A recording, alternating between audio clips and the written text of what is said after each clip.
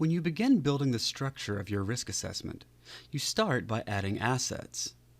You can click the View button next to the Explore options for building your risk assessment structure line item to get started.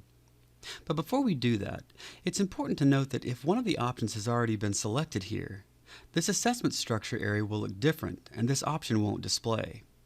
We'll show you what that looks like in a moment though. When you click the View button for the first time, you will see a list of options. The first option for the default assessment is already selected.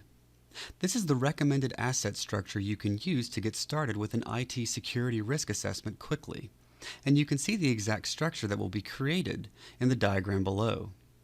You can always add or remove assets later after you've created the structure. You'll notice that as you click through the options, the displayed structure below changes, and you get additional information in red explaining exactly what each option does. For our example, we'll create the default risk assessment structure. Once you do that, the options under Assessment Structure will change. You can now view the assets in the risk assessment by clicking either of the first two options. The first option will show you a visual representation of all the assets in the assessment structure. For more information on how to use this screen, as well as an introduction to the concept of inheritance, watch the training video on viewing and modifying the assessment structure.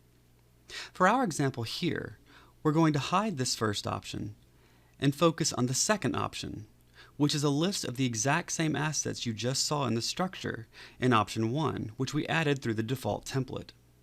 You'll see you can add a new asset by clicking the Add Asset link at the top of the table. If you want to view the properties of one of the assets, simply click its name. We'll click on the Applications asset. When you add an asset using a template, which you can see designated by this field, all of these fields are already set.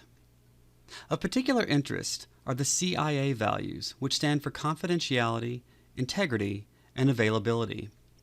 These fields are used to measure various criteria for each asset, so you can prioritize and focus on the most important ones when problems arise.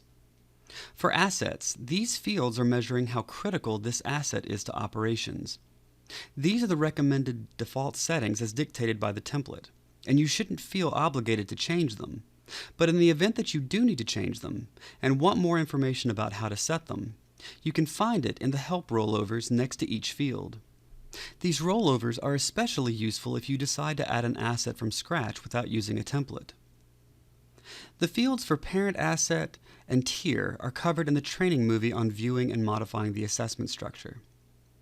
From this screen, you can also see the threats and controls that were added by the default template and associated with this asset.